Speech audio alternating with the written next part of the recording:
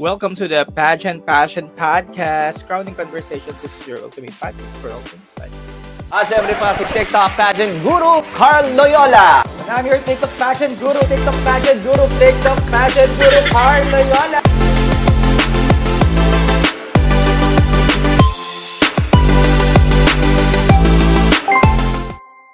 Anong ganap ngayon ni Atisa? Wala naman. Wala namang ganap. Ano bang ganap ni Atisa ngayon?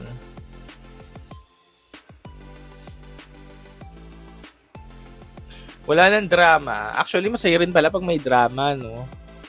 Masaya rin pala pag may mga nangyayaring drama kasi alerto tayo. Eh ngayon, wala na masyado nangyayari. Kaya parang hindi tayo nakaabang or ayun, pagaya nyo, hindi rin kayo nakaabang kaya nagtatanong kayo sa akin. Ganun din naman ako, hindi ako nakaabang kasi wala naman nangyayari. Kumbaga, the same na nag-travel, bumaba ng hotel, ganyan. Wala pang ganap. Pero kagabi may ganap sila. Parang cosmetic brand ata yun. Nawala namang live, pero syempre, nakita naman natin sa social media kasi umikot naman. Yun nga, rumampa-rampa sila sa stage. So, yun naman ang maganda ngayon. Maraming mga rampa-rampang ganyan. Konting kibot ng sponsor. Paparampahin yung mga kandidata. So, yun yung nangyari kahapon. And at the same time, kaninang maaga, bumiyahe na sila pa Phuket. Ngayon, walang ganap. Siguro, rehearsal. Kasi bukas, meron silang event. Dexter, para daw ang tamlay ng MU ngayon. Hindi Kasi sunod-sunod ang event nila. Nauna yung sashing. Di ba nagkaroon ng formal na sashing? Kasi usually, since then, wala naman talagang formal na sashing sa Miss Universe. Makikita nyo na lang sila, lalabas na lang, may mga sash na. Pero nung day 2, di ba, nagkaroon ng formal na sashing. Hindi siya in grande, nakatulad ng, in-expect nyo nakatulad ng mangyayari sa Miss Grand. Pero, formal na sashing na yun, na talagang pinakitang isa-isa, sinasashan yung girl, pinipicturan, pinaparampa kahit saglit. So, ayun ang formal na sashing na yun sa MU. And then the next day, nagkaroon ng opening ceremony. And that's the first time na nagkaroon ng opening ceremony for the Miss Universe pageant. Simulat sa poll, wala silang opening ceremony. That's the first time lang. Kasi nga, given na nasa Thailand yung pageant. And ang nangasiwa nga kasi, ng pageant ay si Angkol. So, masasabi mo pa bang boring ang MU? And then the next day, nagkaroon sila ng sponsor visit. Brand sponsorship ata yung nagparampa sa kanila. Kahapon yun, di ba? At nakita nyo naman yung mga pili-piling candidates, rumampa. Masasabi nyo pa bang boring ang MU? Kanina, madaling araw, kaninang umaga, umalis na sila pa Phuket kasi nga bukas, may event ulit ang MU na malamang ilalive sa MGI YouTube channel. Masasabi nyo pa ba ulit na boring ang MU? Kaya hindi ko alam. May mga fans pa rin kasi nagsasabi daw, ang tamlay daw ng MU ngayon ang boring. Hindi ko alam saan nyo hinuhugot yung mga ganyang eksena. Hindi ko alam kung sino nagbe-brainwash sa inyo na ang boring ng MU. Wala naman daw mga malalakas na candidate ngayon compared sa mga previous seasons. Hindi ko alam kung saan nyo nahuhugot yan. Or baka mga ano lang kayo. Baka nafe-feel nyo lang, ganyan. Or baka baguhan lang kayo. Baka ngayon lang kayo nakapanood ng MU. But anyways, sabi ni The Majesty, kaya maswerte si Atisa this edition kasi siya yung napasali. Last 2024 kasi sa hotel lang sila. Correct naman, The Majesty. Ang maganda lang last edition sa Mexico kasi malayo. Yung alam mo yon, yung nakarating ka ng Mexico, layo ng Mexico, diba? At hindi siya basta-basta napupuntahan. Yun lang naman yung maganda last edition. Pero yun nga, maswerte yung candidate ngayon kasi like, for example, si Atisa ay na-tsempuhan for the 2025th edition kasi nga nasa Thailand. Maraming ganap sa Thailand, di ba? Daming ganap talaga, mapagod ka. Kasi nga, MGI production yun na mahala. And yun nga, with the leadership of Nawat.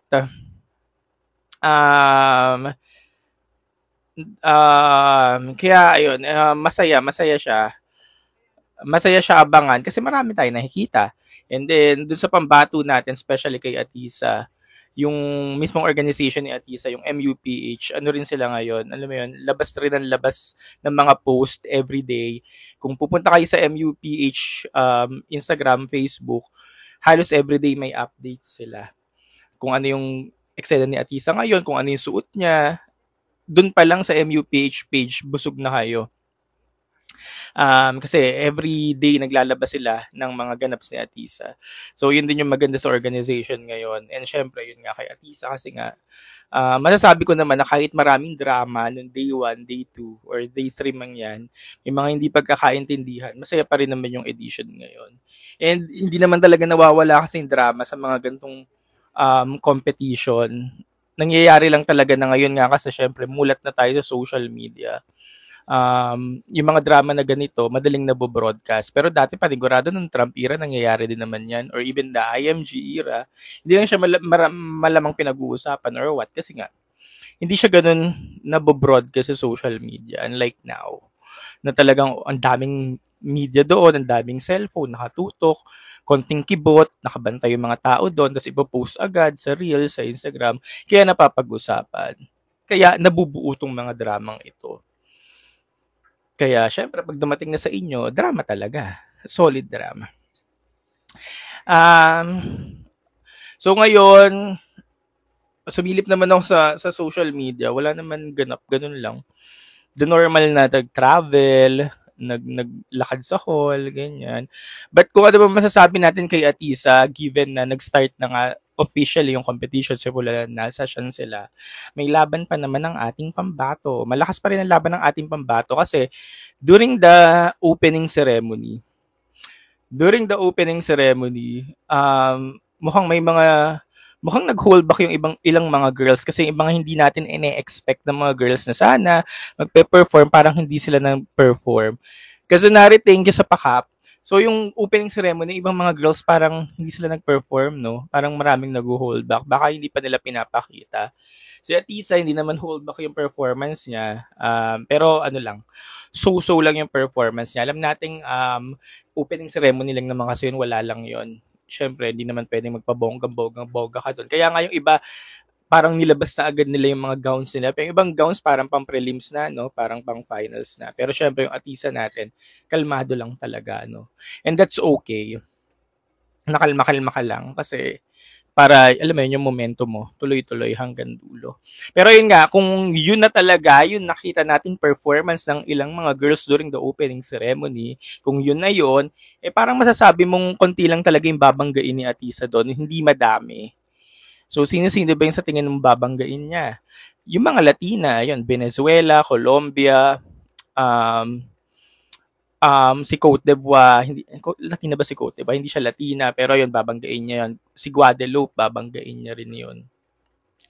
Basta konti lang sila, hindi sila madami. Kung yun na talaga yung performance na nakita natin, dun sa ibang mga girls, konti lang talaga sila. Pero yun, marami pa namang segment activities na mangyayari. Alam ko may swimsuit show pa sila. So, titignan natin kung sino pa sa tingin natin yung talagang babanggain niya. So, kayo ba sa tingin nyo, sino ba sa palagay nyo ang babanggain ni Atisa? Kasi ako, ngayon ang nakikita ko pa lang si Venezuela, si Colombia, si Latina, si Cote d'Ivoire, or si Guadeloupe. Yun lang. The rest, ewan ko, baka may iba ba kayo nakita. Sabi naman ni Era, India. Si India habang tumatagal, gumaganda siya ng gumaganda. Wala siya sa radar ko nung una. Sabi ko parang yung typical, mga typical Southeast Asian girls na mga kontesera. Pero habang tumatagal siya, pag nakikita ko na siya na nahagip siya ng mga camera, ganyan parang gumaganda siya. Parang nagkakaroon siya ng glow. So, let's see kung hanggang saan ang magiging journey ni India. Puerto Rico, ano ba masasabi natin kay Puerto Rico? Hindi ko pa siya napapansin. I mean, nandun siya sa umpisa ng listahan ko. Pero ngayon parang hindi ko siya napapansin na parang nagpe-perform. Pero tingnan natin pag tumagal na yung competition. Si Thailand naman, yan si Vina naman. Nawawala si Vina nung mga nag-uumpisa tayo. Yung umpisa, syempre, nandiyan si Vina, pakak. Pero nung opening ceremony, parang nawali siya, no? Sabi ko nga dyan sa isa kong content, parang pagod na. Hindi ko alam kung strategy nila yon. Baka strategy lang nila na okay, Vina, kalmado ka kasi sobrang sikat ka. Konting kibot kasi ni Vina, kagaya siya ni Atisa, napapag-usapan talaga. Baka strategy nila na humalma muna. Or baka nawawalan lang talaga ng glow. Kasi parang nawawalan talaga siya ng glow eh. Kung nawawalan man ng glow, siguro baka naka-apekto yung mga nangyari nung umpisa, nung day 1, nung day 2, especially yung national director niya nga nasangkot sa mga kung anong issue, baka naka-apekto yon sa pagkawalang glow ni Vina. Pero sana, no, pag nag-progress na yung pageant, bumalik ulit yung glow niya. Ayan, sabi ni Vel na overhyped daw talaga si Vina. Baka isa rin yun sa dahilan kasi nga overhyped. Kaya, ayun nga, mataas ang expectations ng tao kay Vina. Kaya yung hindi niya na-meet, kagaya ng opening ceremony, bagsak talaga sa listahan si Vina. Though nandun pa rin naman sa listahan si Vina, pero nasa pang ano na lang, 10, 11, 12. Parang hindi na siya pumasok sa top 10 ng lahat. Napagod ang lolo mo, sabi ni Dexter. Siguro, kasi nga, since nakoronahan si Vina, sunod-sunod din ang mga, ano niya, ang mga activities niya, mga appearance, MGI pa lang, di ba? Yung MGI pa lang, nandun na siya, lagi nandun siya, ganyan, hanggang sa ngayon, nag-Miss Universe, kaya yung ultimo intro niya, parang MGI na. Kaya siguro nawala ng glow. Pero syempre, nandyan yan si Vina. Kahit anong mangyari, nandyan yan si Vina. Kaya, isama niyo pa rin yan sa listahan. Mga top 10, ganyan. Pero ewan ko ba kung magpa-penetrate pa yan ng top 5. Makaka-apekto ba yung mga nangyaring issue kay Vina? Siguro sa kanya naka-apekto yon kasi parang lungkot siya, ganyan. Na-demotivate or what. Kaya siguro nawala yung glow. Siguro na naka-apekto yun sa kanya. Pero sa resulta ba, makaka-apekto ba yung mga nangyaring issue kay Vina? Pwedeng oo, pwedeng hindi. Kasi kung may alitan nga ang Mexican organization, yung kabilang kampo at itong kabilang kampo, baka makatulong yun para, alam mo yun, masway yung decision pagdating ng finals. But let's see. Sabi ni The Majesty, oo daw. Uy, good evening sa lahat ng mga viewers natin. Alright, next up, Mexico. Pag-usapan naman natin si Mexico. Yung issue ni Mexico, actually hindi siya apektado. Feeling ko hindi siya makaka-apekto sa magiging resulta ng competition kasi unang-una, si Mexico, syempre hawak yan ng mismong isa sa may-ari na si Raul Rocha na Mexican. So baluarte nila yan. So pwedeng hindi nila pabayaan yan, syempre. Nagpe-perform si Mexico, oo, nagpe-perform siya. Pero pagdating sa physical, yung alam mo yung physical, pag pinagtabi-tabi na pala sila ng mga candidates, kunyari tinabi mo na siya sa ibang candidates, wala pala si Mexico, no? Maganda lang din yung kutis niya, pero nagpe-perform naman siya, maganda yung kutis niya, pero pag pinagtabi-tabi mo na sila, mas litaw pala yung ibang kandidata. Pero nandiyan yan si Mexico. Kasi nga, hindi yan pababayaan ng organization kasi nga, syempre, Mexican. Remember, last year, si Miss Mexico, di ba? Nag-top 5 pahalos yun, di ba? Yung last year na Mexican. So, nandyan yan. Pero syempre nga, kasi dalawa ang kampo ngayon. Dalawa ang kampo ngayon ng Miss Universe Organization. Itong kampo nila Nawat, itong naging Thai base, Asian, ganyan. Tapos yung dalawa dito, ayan, sina Mexico. Hindi, Kunan, Nawat, sila yan. Itong mga Mexican, sila na Raul Rocha, or sabihin natin kung sasali pa sa kanya si Mario Bucaro. So sila yan. So dalawang talaga sila ngayon, dalawang kampo. So ayun, kanino ka papanig dun sa dalawa or sa dalawa, parang ganyan yan. So ayan, basta hindi nila pababayaan yung isa't isa. Kaya nga, di ba may Miss Universe Latina ngayon? Yung Miss Universe Latina ay syempre, decision din naman ng kabilang kampo, di ba? Yung mga nasa Latin side na organization. Kaya ayun. Hotpicks naman daw ng Miso, number 1 naman daw si Atisa ngayon sa hotpicks ng Miso. E di masaya. O ayaw nyo ba nun? Kasi ibig sabihin, nakikita ng potential yung ating pambato. Though ang issue ngayon sa mga hotpicks, pag hotpicks daw sa Latin side, sa Latin countries, hindi daw pinapasok si Atisa. So, ang daming naggagalaite. Bakit wala si Atisa dyan? Ganon. Bakit ganyan dapat ipasok nyo? okay lang yun kung wala siya doon. Kasi ang issue nga daw ngayon sa Latin side, sa Latin countries, hot picks, parang nag-usap-usap sila na wag ipasok ang Philippine delegate. Kasi syempre, pag pumasok ka nga doon, lalo kang mag-iingay, lalong iingay yung candidacy mo. So, ayun daw ang issue doon. Pero hayaan nyo na. Kasi ang hot picks naman, hindi naman siya literal na magbibigay sa atin ng resulta. Ano lang siya, gabay. Pero syempre, maganda pa rin kung nasa hot picks ka. Sabi naman ni Henry, puro latik daw ipipilit at si Venezuela versus Chile daw. Speaking of latik, oo nga no, Venezuela, Colombia, si Chile, si Myla Roth, si Ecuador, si Nadia Mejia. O nga no, 4 sila malalakas sa Latin country, no. Isama pa natin si Argentina, kung papalo man yan. Yan, syempre si Mexico, napapalo din, panigurado. Puerto Rico. Marami nga sila malalakas sa no, sa Latin side, no. Marami nga malalakas na latik ngayon, no. Tingnan natin kung sila din yung aakyat at mga latik na ito. Sabi naman ni Hale, airtime si Latina. Parang si Venezuela noong 2018. Diva. Wala hindi naman natin sila masisisi.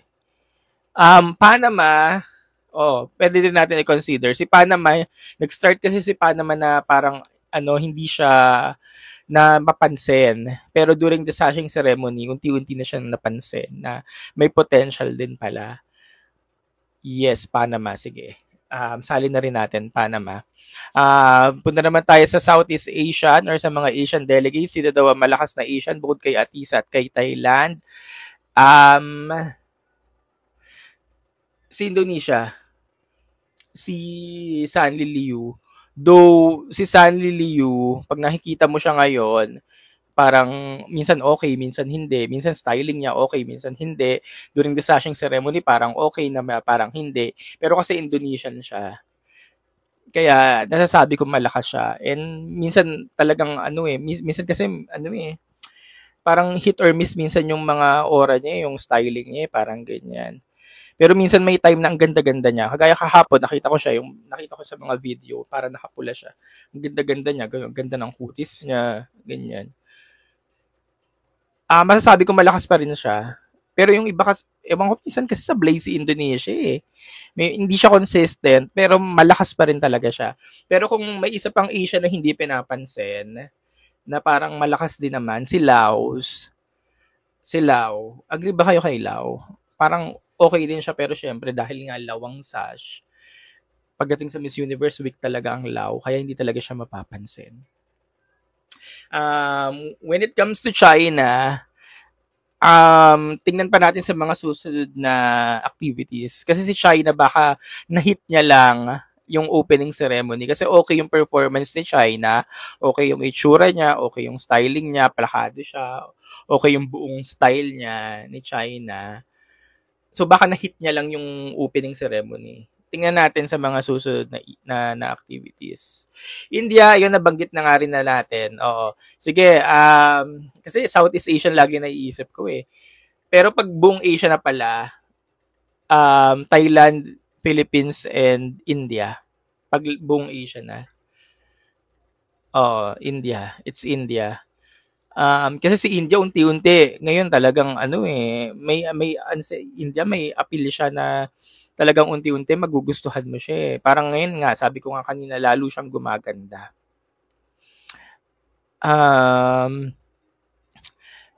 Sino pa ba? Vietnam. It's a no-no for me.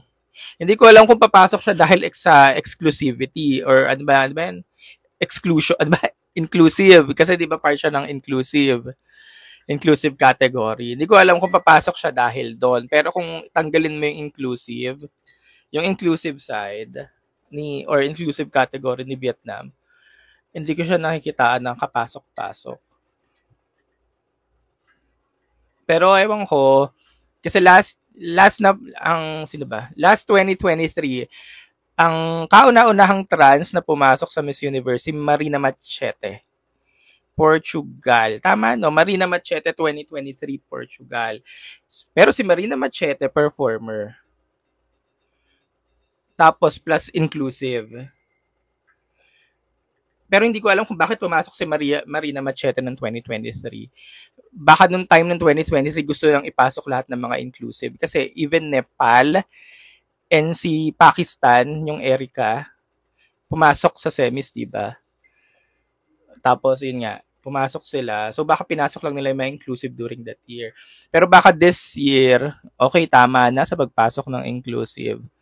Baka hindi na yun magbigay ng puntos kay Vietnam para pumasok. Pero fan vote daw si Vietnam. Pwede makatulong pala yung fan vote. Oo nga. Kasi nagpa-dinner si Nawat, halos pangalawa siya, no? So, ibig sabihin, malakas talaga ang market ni Vietnam.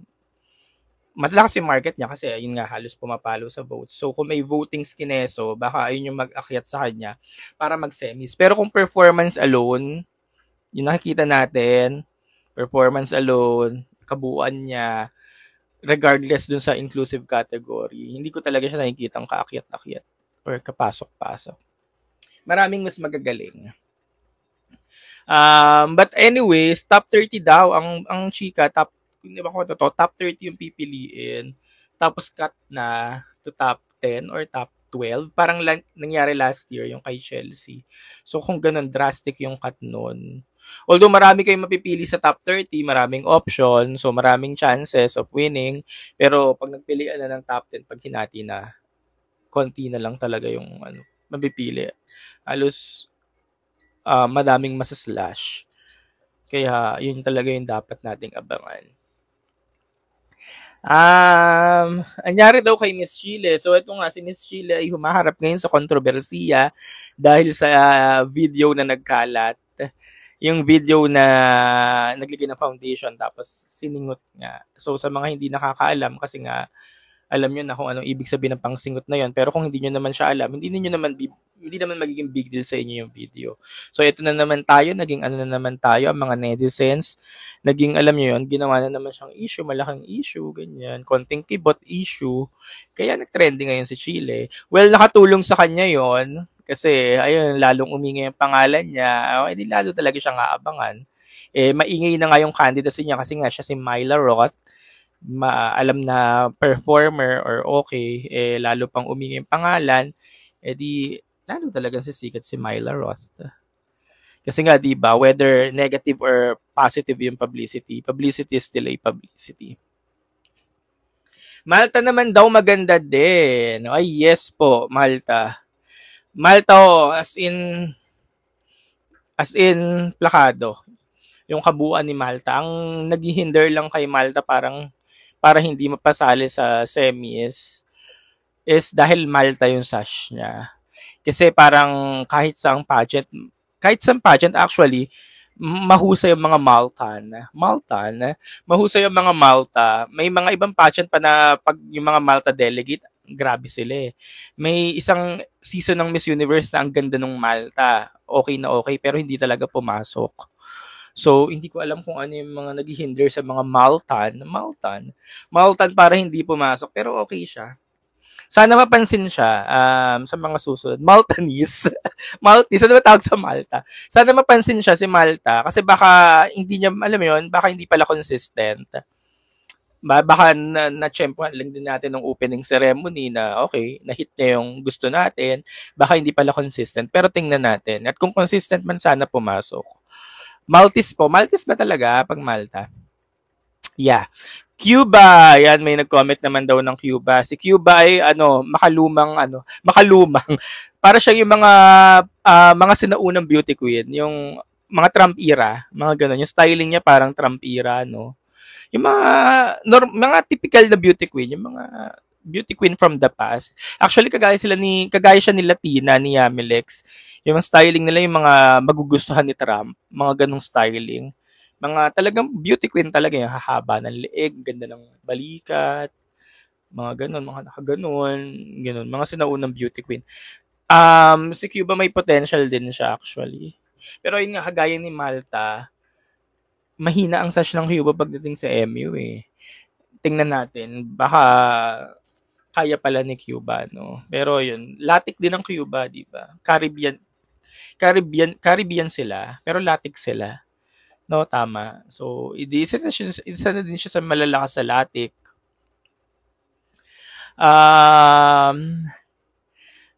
Japan, hindi ko siya matandaan. Pero yun nga, nabanggit na natin yung mga girls na notice agad natin, no, since day one hanggang sa nag-opening ceremony. Then hantay pa tayo ng isang activity na talagang live, yung kagaya ng opening ceremony para mapagtanto natin kung sino talaga yung sa tingin natin malakas na kalaban. Pero as of now, malakas talaga yung mga latik. Latik. And baka nga latik. Pero tingnan natin kasi maaga pa naman talaga. Guadeloupe, malakas siya. Guadeloupe and si Côte d'Ivoire. Speaking of Guadeloupe, guys, kaya isa sa mga dahilan kung bakit malakas si Guadeloupe ay dahil may napatunayan na siya. First runner-up siya sa Miss World 2022. First runner-up siya ni Czech Republic. Tapos kung nakikita nyo siya, yung presence niya, yung aura niya, ganyan. Talaga, may something talaga yung Guadeloupe. Ang Guadeloupe ay territory ng France, no? Never napansin ang Guadeloupe pagdating sa Miss Universe. Tingnan natin kung mapapansin siya ngayon. Oo, ewan ko, tingnan natin kasi nga Guadeloupe yung sash eh. Ano ba, 2019 ba? 2022? Hindi ko na alam. Côte d'Ivoire, nag-Miss World din kasi si lilito na ako. Côte d'Ivoire, nag-Miss World din siya, tas France din yung sash niya. Tama? Côte yung 2022. Yun. Thank you, ST55. Madaming motel sa Guadeloupe. Guadalupe. Guadalupe sa Makati. Guadeloupe kasi. Okay, 2019 Guadeloupe. Basta si Guadeloupe, si Côte d'Ivoire, nag-Miss World sila. Correct? Anyways, sabi naman ni jowa ko, hello jowa ko, Colombia naman daw ang sa kanya. Malakas. Si Colombia naman, consistent si Colombia eh. Habang tumatagal. Ano pa nga lang tayo, day 5. Pero consistent si Colombia, since nakoronahan siya, arrival niya, until nung sashing ceremony, same sila ni Venezuela, mga consistent. Nandun talaga sila. Si Nadia Mejia, si Ecuador, consistent din siya. Pero parang, pag pinagtatapat-tapat silang tatlo, parang, for me, parang hindi ko makita ang angat-angat na umaangat si Nadia Mejia. Yung glow kasi talaga nandun kay Colombia tsaka kay Venezuela. Lalo na si Venezuela, yung glow niya iba talaga. And ang sabi rin dun sa mga nasa Bangkok, iba talaga din si Venezuela. Jowa ko, welcome. Pero baka nga ang feeling natin na ganito, na iba rin si Venezuela, iba ka feeling din natin nung Miss Grand, naalala nyo, di ba? Nung Miss Grand, iba din si Venezuela. Queenly si Venezuela. Iba siya sa personal. Pero pagdating sa dulong, nanalo si Emma. Kaya, tas fourth runner-up si Venezuela. Kaya, baka iba rin naman yung mga ganito nating pakiramdam. Sabi naman ni Ains, ang weird nung sash ng MU Latina. Actually, oo. Kasi siya yung kakaibang sash na Miss Universe Latina yung nakalagay. Dapat no, ginawa na lang nilang Latina. As in, Latina lang yung sash. Pero baka kasi ang gusto nilang mangyari para magkaroon ng distinction kay Latina, kay Miss Universe Latina. Kasi nga, si Latina, hindi naman siya country. Ang nire-represent ni Latina ay yung identity ng Latin community sa buong mundo. So, para ma-distinguish siya, may karoon ng distinction, ang ginawa sa sash niya, Miss Universe Latina. Hindi yung mismong Latina. Kaya si Miss Universe Latina, lumalabas siya after lumabas ni Mexico kasi MI eh. Pero yun nga, ang weird kasi nga siya lang yung kakaiba na Miss Universe Latina yung sash. Pero ang galing niya. Or I mean, malakas siya. Nalalakas na ako sa kanya kay Yamilix. Yamilex Hernandez, Latina. Tsaka ano siya eh, di ba? Contesera. Yung mga typical na mga sinaunang beauty queen din. Sabi ko nga kanina, yung mga, mukha siya yung mga sinaunang beauty queen. Yung mga nakalakihan natin. Yung Guadalupe na ano na natin yan kanina, na tackle na natin si Guadalupe. Ano pa, basta nandyan si Guadalupe. For me nga ngayon, ano ko siya eh, top 3. Ang top 3 ko kasi ngayon, si Venezuela, si Cote d'Ivoire, tsaka si Guadalupe. Tapos, so top 3 ko sila. Pero abang pa tayo ng iba pa mga activities. Kasi, syempre, isang activities pa lang naman na nakita natin. Kaya naman sila yung naging top 3 ko. Kasi sila yung yung simula nung pinakilala sila na sila yung delegate ng mga gantong bansa, ganyan. Kasi yung arrival nila, ganon. Yung presence nila, iba talaga ang lakas. Hanggang dun nung opening ceremony. Talagang hindi sila nagpapalamon. Tapos, ayun nga, na-sustain nila yung yung pagkagusto ko sa kanila. Pagkagusto. Kaya sila yung top 3 ko hanggang ngayon. Pero yun nga, antay pa tayo ng iba pa mga activities kasi baka maiba pa siya. Or I mean, may iba talaga kasi maaga pa. Meron pa tayong 15 days ba? Or 14. So, mahaba pang journey. Thoughts sa eksena ni Chile, nabanggit ko na kanina.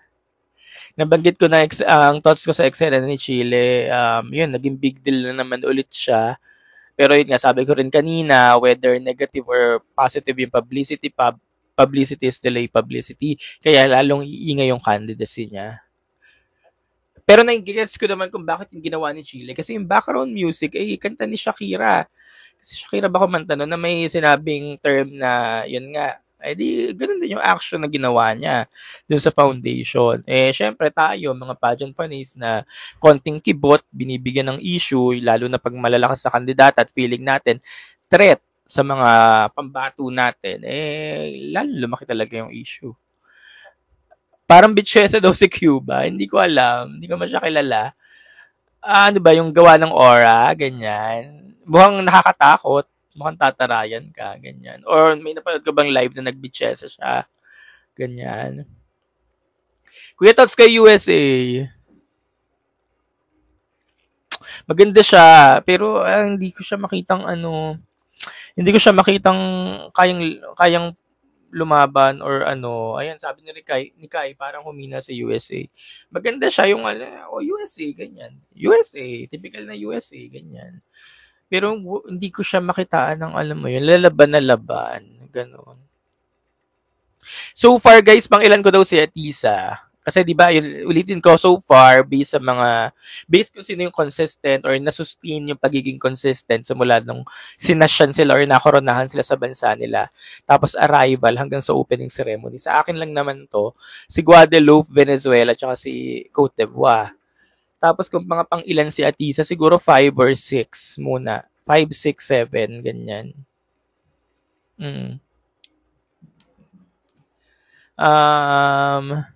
Galit daw ang mga latik sa hotpicks ng miso. Deserve. Kasi nga, ito nga mga latik, ang chika nga daw, nag-usap-usap nga daw kasi na wag i-number 1 itong Asian delegate na ito. Kaya hindi siya nakikita sa mga Latin hotpicks.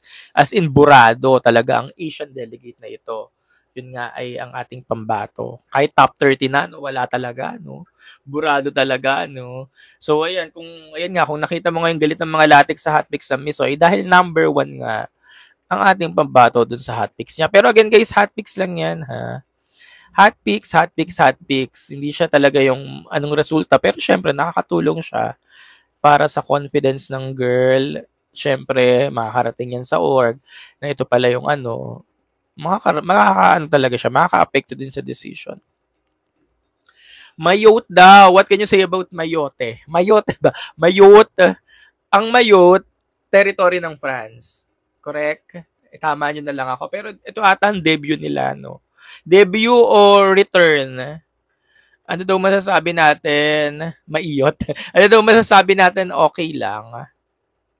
Okay lang. Ang dami namang territory ng France ngayon. Grabe itong mga territory ng France ngayon. Ang dami nila. Ha? Nagulat nga ako nung opening ceremony kasi hindi ko alam na may mayot tapos bilang may lumabas na mayot. Maiyot. Yung Miss Latina, paulit-ulit na ako kay Miss Latina. Miss Latina, paulit-ulit na ako sa kanya. Yun nga po, ang Miss Latina. Miss Panic? Ano yun? Miss Devas. Si Miss Devas po ay si MJ Lastimosa. Di ba kumakalat kayo sa social media, si MJ, naka-Devas sash siya. Tingnan natin kung hanggang saan tatagal si Miss Devas. How about Thailand? Nasabi ko na rin siya kanina, paulit-ulit na rin ako kay Thailand. Nawawalan ng shine si Thailand. Nawawalan siya ng kinang. Again, hindi natin alam kung nag-hold back ba siya or strategy nila na okay, wag ka munang magpa-shine. Kailangan ano ka muna ngayon. Lie low muna kasi nga kahit anong gawin ni Vina, konting gibot niya, pag-uusapan talaga siya. Kaya okay, baka lang ang strategy nila na wag ka muna magpa-shine ngayon. Ano lang, lie low muna tayo. Or baka lang naman. O kaya baka din naka-apekto yung mga nangyayari, kaya nawalan siya ng shine, kaya napagod na. Or baka rin naman kasi, simulat nga kasi nakakoronahan si Vina, laman na siya ng social media, babad siya sa social media, kaya baka pagdating sa atin, sa mata natin, nawala na ng shine kasi hindi na niya naabot yung ine-expect natin. Kaya dun papasok ulit yung mga babad sa social media. May isa akong content na ano bang gusto niyo sa mga delegates, babad sa social media or hindi? Kasi pag babad ka sa social media, pag lagi ka nakikita sa mga events, sa mga ganyan, ganon, tapos nahihit mo yung gusto ng tao, kailangan ma-sustain mo siya. Kasi pag hindi mo siya na-sustain, ang lalabas nan sa mata ng mga tao, kagaya na nangyari kay Vina, pagod na. Ganun yung nangyari kay Vina kasi laman siya ng social media ever since na nakoronahan siya. Tapos ang ganda-ganda niya dati, alam mo yun, ang ganda-ganda niya madalas, ganyan. Kaya yung hindi niya na-hit yung in-expect nating gusto nating makita sa kanya during the opening ceremony, yun yung lumabas. Pagod siya, nawalan siya ng shine, ganyan. So, ang dami nangyayari kay Thailand. Baka isa din yon sa naka-apekto. Pero panigurado nga, sabi ko rin kanina, nandiyan naman yan sa Thailand. Babalik din yan. Dahil nga, Thailand siya. Alam niyo na mga Thai delegate. Hindi yung mga Thai delegate na ngayon. Yung mga Thai delegate na ngayon, hindi na siya katulad ng mga Thai dati. Ang mga Thai ngayon, alam na nila kung paano lumaban. Alam na nila yung paano kumambyo, ganyan. At syempre si Vina yan. Si Vina yan. Malta na sabi ko na kanina, Miss Indonesia, also known as Miss Panic daw. Bakit? Ano nangyari? Puerto Rico, nasabi ko na rin kanina, as of now, nasa gitna ko lang siya. Kailangan pa natin ng isa pang activities para ma-solidify natin yung spot ni Puerto Rico. Dominican Republic, mahina yung Dominican Republic ngayon. Hindi siya yung mga typical na Dominican Republic na talagang masisinda ka. Parang walang sindak factor si Dominican Republic ngayon. India, nasa top 3 ko siya pagdating sa Asia. Na-explain na natin kanina bakit. India. How about USA? Tapos na tayo. No bias daw. Ito sabi ni Leo, no bias kuya. Feel mo malakas si Atisa? Malakas po. Wala, pero bias. Matagal ko na rin ito sinasabi dati sa mga live ko, di ba? Pero bias, malakas si Atisa kasi nga kahit anong gawin niya, Atisa manalo siya, guys. Again, Atisa manalo. Nakakabit na yun sa kanya. Atisa manalo, hindi siya baguhan. Alam niya kung paano maglalaro. Ewan ko, hindi ko rin nagagets kung yung iba nga, paulit-ulit ko kasi sinasabi sa live ko Ayun na naman tayo sa mga basher, sa mga ini-small si Atisa. Hindi nyo, siguro yung mga nangi-small kay Atisa, hindi nila nasubaybayan yung journey na Atisa o hindi nila kinalakihan kasi si Atisa. Yung mga baguhang pageant fan siguro. Pero kasi nga, ulit, Atisa manalo siya. Atisa manalo siya, yung Atisa manalong nag-compete ng 19 years old noong 2018. Halos manalo or matalo si Catriona Gray noong 2018. Siya yung Atisa manalo na 2 beses sumubok sa Miss Universe Philippines. Siya yung Atisa manalong lumaban sa Cosmo at nakita nyo naman yung laban niya sa Cosmo last year. Kaya malakas siya. Ngayon, kung, ito naman sabi, kasi nga iba, di ba? Konting kibot kasi natin sa binabantayan. Kagaya ni Thailand, ni Vina, di ba? Konting kibot, babantayan. Pag hindi nagustuhan, oolayin, ganyan. Siyempre, hindi naman kayo mapipilis ng tao. Subjective kasi ang styling, ang ganda, ang performance, subjective siya. Kung hindi nyo gusto yon, hindi nyo gusto. Pero sa iba, okay yon. Kunyari sa akin, okay yung pinapakita niya, okay yung performance niya, okay yung styling niya, na minimalist muna, ganyan. Kasi, sa akin yun, ayun yung pakiwari ko. Kaya gusto ko, okay siya sa akin. Pero kung sa inyo na hindi nyo nagustuhan, edi sa inyo yun na hindi nyo nagustuhan. Kasi kaya nga sinasabi natin, subjective siya. Now, again, babalik ulit tayo sa Atisa Manalo siya. Kasi nga, si Atisa Manalo siya. Atisa Manalo siya. Di ba alam nyo naman ngayon yung mga nagtatagumpay yung journey. Sila yung mga repeaters, pabalik-balik, ganyan. Hindi sila yung mga one-time hit. Hindi sila yung mga isang beses lang. Sila yung ang daming pinagdaanan. So kung pagtatagpi-tagpiin nyo yung journey, yung experiences, yung alam nyo yun, journey, experiences, tsaka yung hype ng girl, plus syempre, yung kabuuan niya, face card, lahat, pagtatagpi-tagpiin nyo yun, dun pa lang, masasabi nyo malakas siya. Okay, ngayon kung hindi ganun yung pagkaka-analyze nyo or kung hindi ganun yung nakikita nyo, marami pa kayong kakainin bigas. Kailangan, alam nyo yun, marami pa kayong pagdadaanan para talaga makita nyo kung malakas yung babae o hindi.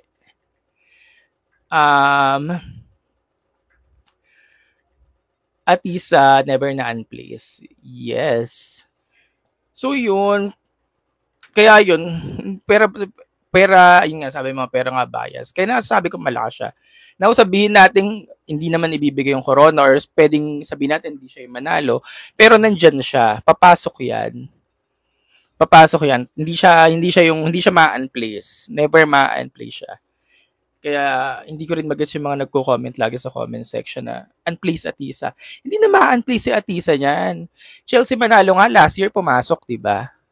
Chelsea Manalo, pumasok at least top 30, diba? Tapos Atisa ma-unplace.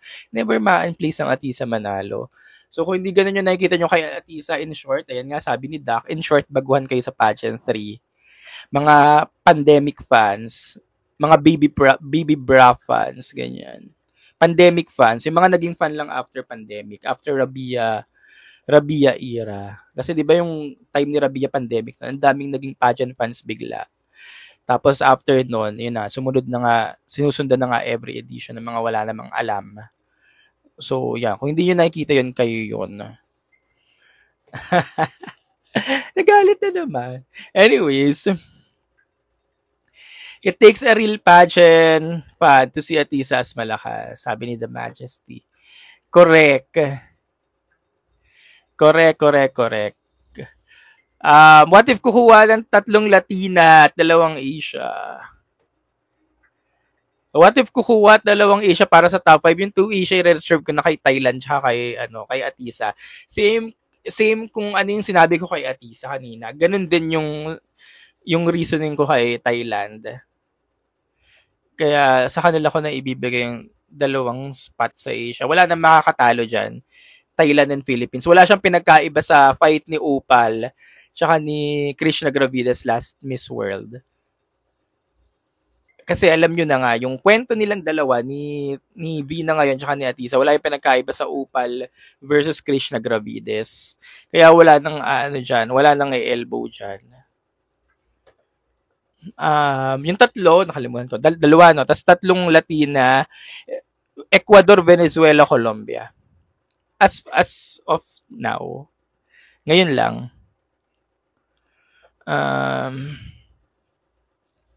To be honest daw, si Vina noong 2023, better than now.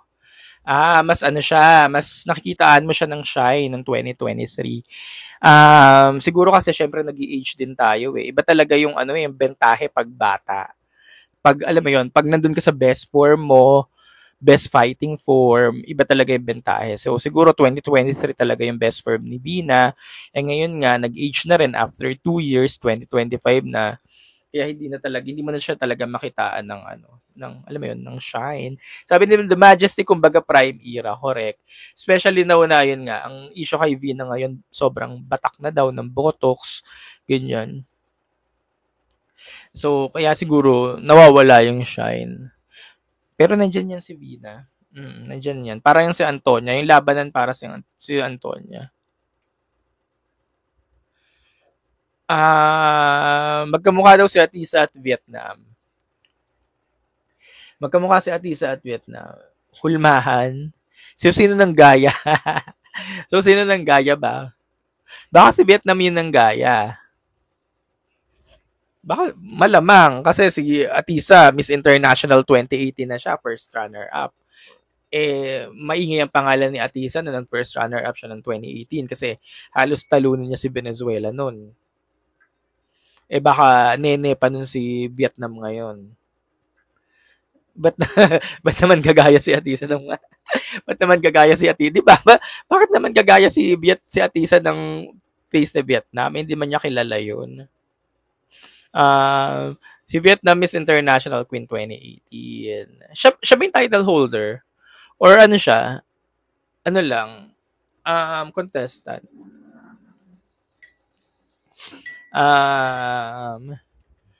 Siya ba? Sige nga, search ko nga mamaya. Siya talaga? 2018? Sino nakalaban niya? Sinong Filipina yung nakalaban niya? 2018. So, malamang 3 Pilipina yung nakalaban niya no? Kasi yun yung time 3 pala yung Pilipina nun sa MIQ. Talaga? Sabi naman ni Yuchi, it's me lang ba? Bakit ba parang nag-iiba yung tsura ni Cote d'Ivoire sa mga videos? Paano nag-iiba yung tsura? Baka minsan iba yung styling, iba yung buhok. Kaya nag-iiba yung tsura. Nagiging halimaw ba? Sabi naman ni Rival, hello, Rival. Kamukha ni Venezuela si Jackie Lublanco. Nung kabataan. Ganon si Jackie Lublanco nung kabataan niya. Pag napanood yung mga pelikula ni Jackie Lublanco, nung bagets pa siya. Ganon. Malakas po ba sa inyo si Vietnam and Indonesia? Si Indonesia nabanggit ko na kanina, hindi lang siya consistent pero may time na na-hit niya naman. Minsan ang lakas niya. Si Indonesia malakas siya. Kailangan niya lang maging consistent. Tsaka ito na ata, after ni 2019, sino si 2019 Indonesia? After ni 2019 Indonesia, parang ito na yung pinaka okay na Indonesian na sumabak sa MU. Kasi ang ganda talaga ng ng kabuuan. Frederica Cole, 2019. Ang problema lang kay Frederica Cole, maliit.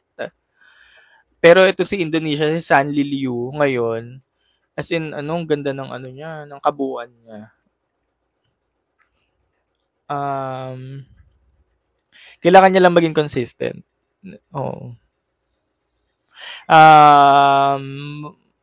Mukhang trans daw si Vietnam. Kasi nga po, trans. Feeling ko daw lalamlay si Thailand, sabi ni Coco Man. Mukhang may balak si Mutya sa 2026. Talaga ba? Mutya Datul ba? MUPH 2026. Speaking of MUPH 2026, sa Laguna pala, si Ashley Subihano, lalaban siyang Miss Universe Philippines 2020. 2026. Tama. 2026. Miss Universe Philippines Laguna 2026. Ashley Subihano. Tapos makakalaban niya Scarlett de Mesa. Dito sa amin sa Laguna, kasi nasa Laguna ako now. Yun yung magpupuksaan. So, may puksaan sa Laguna.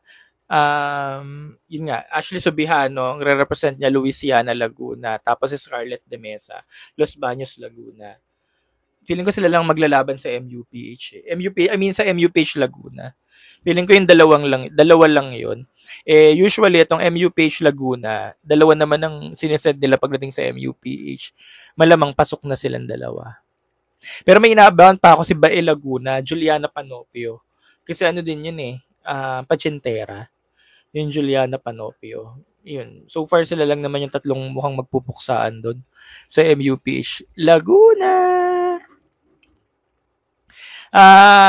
Satisfied ka ba sa looks ni Atisa so far? Yes po. Yes sa akin, yes po. Bakit? Kasi nag-uumpisa pa lang tayo.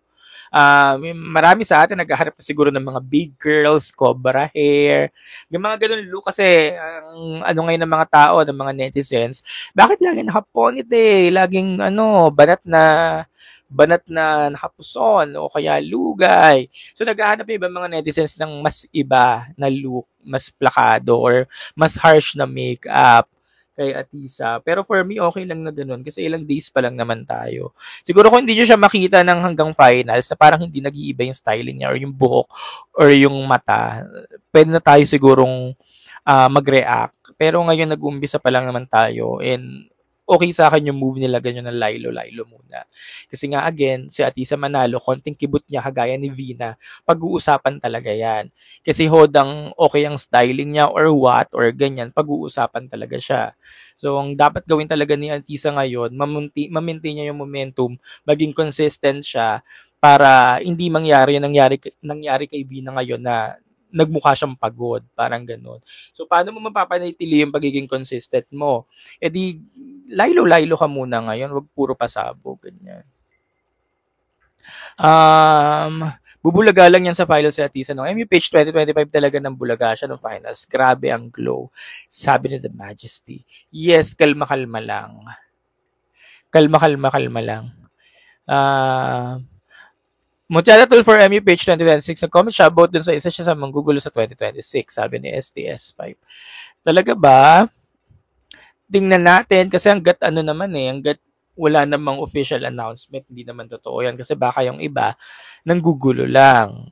Alam mo yun, di ba? Ganito naman lagi tayo pag MUPH 2020 pag MUPH season na, di ba? Lalo na ngayon mag-umpisa ng MUPH 2026. Sa December, marami na naman manggugulo dyan. Baka nanggugulo lang. Kaya wag muna kayong maniwala. Dirty girl si Ashley daw. Iba daw ang itsura sa nanay niya. Ang kahawig kasi ni Ashley, yung tatay niya. Si Hans Montenegro. Yun yung kahawig niya. Mas search yung tatay niya, Hans Montenegro. Lalo na yung kabataan.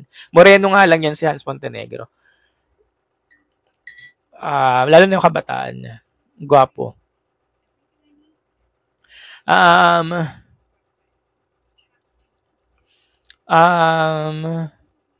Tapos nyo po sa Beyond the Crown video, hindi ko pa napapanood.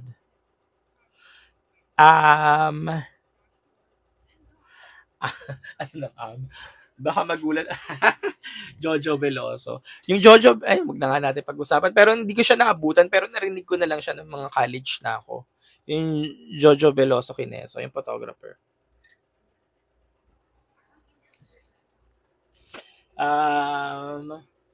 Mahina daw at matamlay ang Pilipinas sa Miss Universe. Hindi po, ate. Na-elbow ni Imelda si Fatima nung MPE 2016. Fatima, sino tong Fatima? May elbow ba kaya ni Fatima ngayong MA? Sinong Fatima?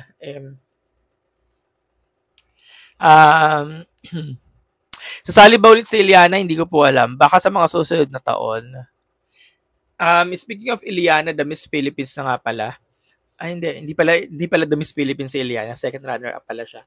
Pero sa the Miss Philippines, magkakaroon na ng send-off si Chelsea Fernandez at si Cyril Payumo next week. So, yon. Tuloy na tuloy ang laban ni Cyril Payumo sa Miss Charm. Baka December 10. And then si Chelsea Payumo. Chelsea Fernandez, December 20. So, halos magkasunod lang din yung laban nila. Kaya magkakaroon na sila ng send-off next week. Fatima. Hindi ko kilala yung Fatima Alsod Kineso. Pero nakita ko yung video niya, nag-circulate nito lang sa social media. O nga siya ngayon Negros. Pero hindi ko alam na magka-batch sila sa MPE. Pero yun nga, ang mga notable pa lang natin ngayon sa MUPH again. Si Imelda Schweighardt, yung mga notable girls ha. Wala pang iba, no? So, kung sakaling itong Ashley Subihano ay mananalo sa MUPH Laguna, isa na rin siya sa mga notable girls. So, dalawa na sila. So kung sila pa lang yung dalawang notable girls na kasali, hindi, alam mo yun, hindi pa sila yung ganun kalakas or what. Hindi katulad ng mga last edition. Kaya yung mga baguhan natin ngayon for the MUPH, malaki talaga yung chance nilang makakorona pa. Unless may mga iba pang mga mambubulaga dyan.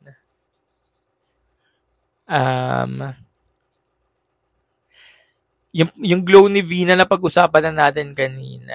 Pansin nyo pa nawawala ang glow ni Vina? Yes po, nabanggit ko na rin kanina. Pero baka nga ngayon lang yan. Baka babalik din yan. At babalik din naman talaga yan. Kasi hindi naman nila pababayaan yan. And even si Vina, hindi niya pababayaan yung sarili niya. 3 crown ng MUPH Laguna, 3 previously, Bini Bembang. Previously 3, pero ngayon hindi ko alam kung kung tatlo yun na renew nila. Kasi depende yan kung 3 na renew mo, 1 lang ang na renew mo.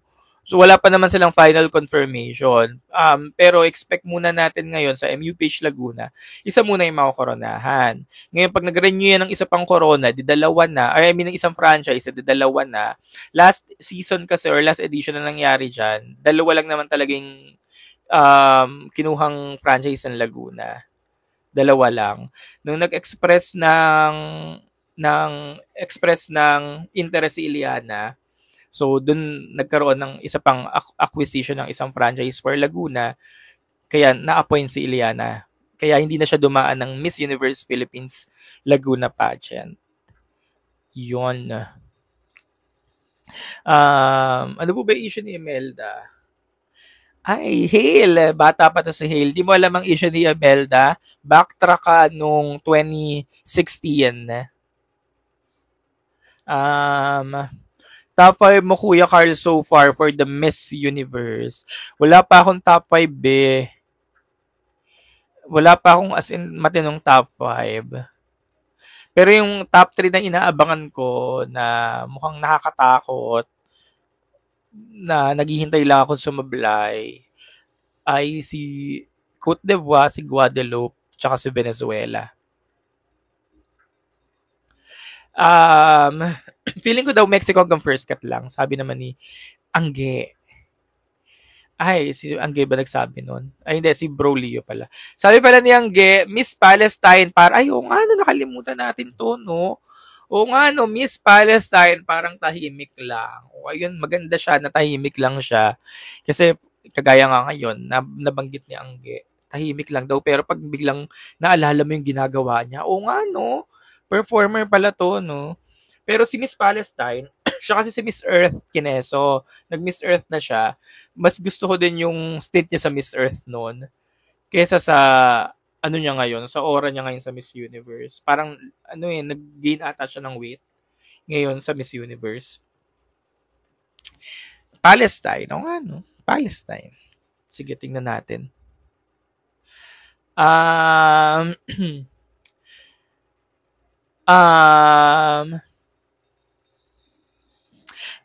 Ano say mo sa issue ni Chile? Wala naman. Bagit ko na to kanina. Paulit-ulit na ako kanina. Paulit-ulit na ako sa ni Chile. Swiper daw si India this year. Paano swiper? Okay. Ayan. Punta naman tayo kay Miss Karen Ibasco kasi may nag-comment. Agree ba kayo sa kay Karen? Ako, naiintindihan ko si Karen kasi pananaw niya yun. Point of view ni Karen yun, ni Miss Earth, ni Karen Ibasco. No daw si Majesty. Hindi, point of view niya kasi yun, kaya nagigets ko. Sinabi naman niya yun na, okay, ito yung pakiramdam ko, personal thoughts ko to. Kaya, gets ko rin naman si Karen. Unang-una na ba sinabi ni Karen? Overdo. You cannot overdo kahit walkman yan or communication skills. Overdo. Wala naman siguro siyang in-overdo, no? Wala naman siguro in-overdo si Joy. Pangalawa, don't say when you don't ask. Don't answer when you don't ask. Alam niyo na kung ano kasing ginawa ni Joy. Blah, blah, blah nga. Tapos, yung pangatlo niyang sinabi, ano yung pangatlong sinabi niya? Para tayo nasa game show. Ano yung pangatlong sinabi niya? Dali. Comment niya yung pangatlong sinabi niya. Don't answer when you don't ask. Yung pangatlong sinabi niya, hindi, airtime ba? Yung pangatlong, yung last, yung finally, maging aware, ayun ba? Hindi yun. Airtime ba? Ayun, balance is the key. Hindi. Sa tatlo yung points niya, tatlo yung punto niya. Pero ang pinakapunto talaga, ayun, use your platform wisely. Yun yung pangatlo niyang sinabi.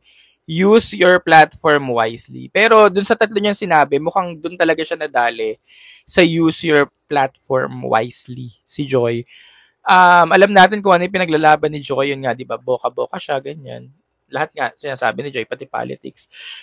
Siguro hindi pa open ang organization sa kandidata or sa queen or sa magiging winner nila na maboka nga pagdating sa politics. Ganyan. Mga last live natin, may mga nagtatanong, di ba, na, Kuya, makaka-apekto po ba kay Joy yung pagiging boka niya? Ganyan.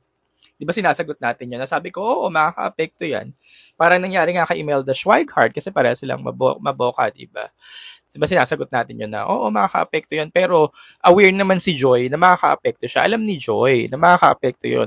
Pero yun nga, may isang comment si Joy sa mga bashers niya na okay lang din naman daw kay Joy na kahit hindi niya makuha yung corona, basta mahalaga na rinig yung boses niya or yung sinasabi niya.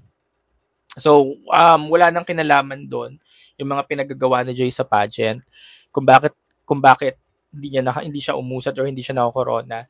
Ang ano lang talaga doon, hindi talaga siya bet ng organization at hindi pa open ang organization para sa ganung winner, para sa ganung klaseng winner. So dun sa sinabi ni Karen, ang pinaka na-hit talaga dun sa sinabi niya is yung use your platform wisely. Sabi naman ni JP, for me, she just used her platform wisely naman and effectively.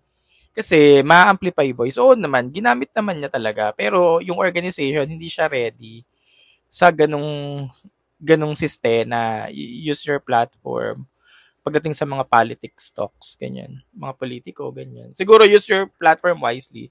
Kailangan Miss Earth lang yung yung alam mo yun. Pagdating sa environment. Though environment naman sinabi niya nung kasi nga, di ba, binagyo yung Cebu.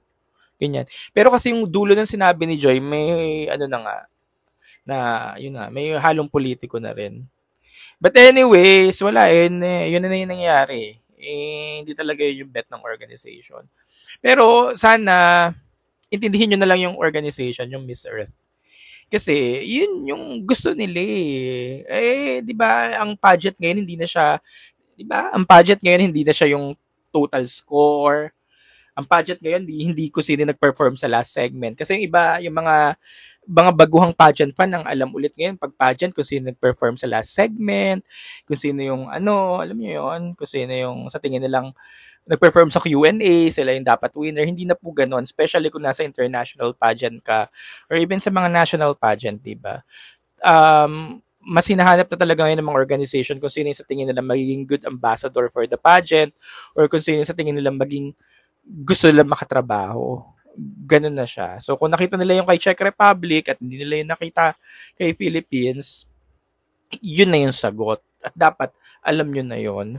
Kaya nga, diba, ganun din yung comment ni Joy dun sa post ni Karen Ibasco, diba? Okay lang naman daw. Yung parang okay lang kung hindi ko nakuha yung crown, pero hindi niya babaguhin yung ginawa niya kasi yun yung nararapat. Parang ganun. Now, may mga nagko-comment dun sa post ni Karen Ibasco na nag-agree kay Karen Ibasco. Na oo nga naman kasi wala daw sa right avenue si Joy. Wala kasi siya sa right avenue ngayon para daw, okay, Joy, kung gusto mong gawin yan, dapat dun ka daw sa Mendiola, ganyan, or sa ibang wag dito sa pageant. Kasi wala kang sa right avenue. Yun siguro, yun yung gustong palabasin ni Karen Ibasco dun sa pangatlo niyang punto na choose your platform wisely. Yun. Kumbaga, siguro wala nga sa right avenue. Sabi ko rin sa content ko, siguro nga wala sa right avenue. Pero ang mahalaga naman doon, siya naman ang silver lining kasi nga, hindi niya nakuhang ipagpalit ang katahimikan para lang sa corona. Yun. Mel Ann, in short, gusto sabihin ni Karen, wag bida-bida. Baka ganun nga. Baka ganun nga. Baka ganun. Kaya, ayun, kaya 'di ba, nasagot din yung mga tanong nyo. Kasi 'di ba last live nga natin sinasabi, kuya makaka-apekto po ba yung mga ginagawa ni Joy sa pag sa competition niya, ganyan. Yun. Kaya next time, alam nyo na yan, na makaka-apekto talaga pag, alam mo yun, pag masyado kang, alam mo yun, masyadong open. Though, hindi naman natin pinipigilan, hindi naman natin pinipigilan maging open kasi syempre, di ba, believe nga tayo kasi nagiging open, pero nakaka-apekto talaga siya. Nakaka-apekto talaga siya. Kasi wala, magko-conflict yan eh. Unang-una itong mga, kunyari, Miss Earth organization, panigurado may mga sponsor yung politiko or what, ganyan. Hindi magko-conflict tayo. Ayan, kaya, yun, kailangan siguro ilulugar din. Yun nga, sabi nga ni Karen, use your platform wisely. Ibig sabihin, wala siya sa right avenue para sabihin yung mga ganun. Kaya hindi ko rin mag-gets, ba't ang daming hate kay Karen? May punto naman si Karen kasi, si Ibasco. May punto naman. Kaya nga, kaya nga, yun, lakas din ang loob niyang i-post eh. Pero yun nga, hirap kasi magsalita ngayon. Kagaya yun, nag-post pa siya, nabash siya. Ganun. Ay, hirap-hirap ng sitwasyon natin ngayon. Marami na kasi ngayon eh. Ay, anyways, tapos na rin naman.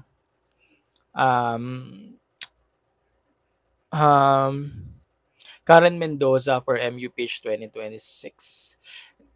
Ay, teka lang, gusto ko to. Naalala mo pa issue ni Chanel Lewis kay Joy? Yes, Majesty, naalala ko siya actually, pero hindi na siya malinaw sa akin. Circa 2021. Naalala ko pa siya, pero hindi na ganun kalinaw.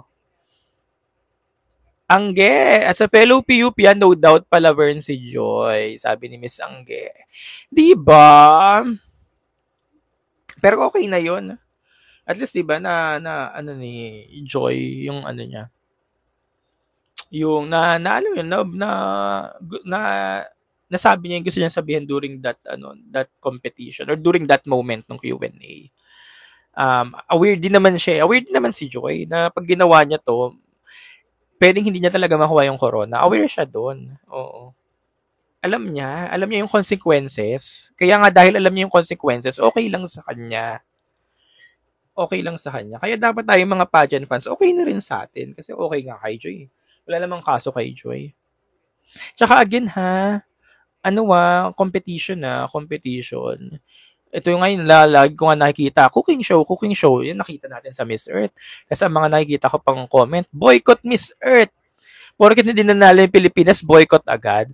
Samantala dati, ang mga nababasa ko, support Miss Earth, sariling atin.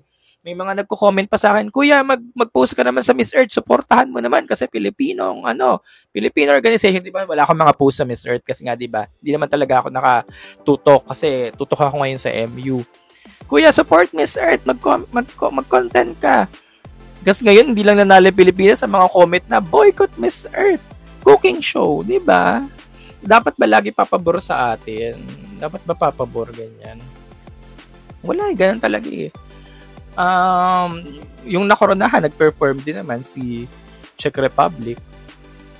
Malalo kayo magalit kung Thailand yung nanalo kasi si Thailand hindi talaga nag-perform sa Q&A. Tapos bilang nakoronahan, no? So, ayun. Bet talaga ngayon ng Miss Earth, yung ganun lang. Blandina. So, sa susunod na Miss Earth, Blandina dapat na magiging representative. Blandina dapat ang representative na Blandina. The Majesty Michelle D. Pinaikot-ikot mo naman si Michelle D, Majesty. Hilong-hilo na si Michelle D. Parang walang spark ang MU ngayon. Sabi, meron naman Miss Angge.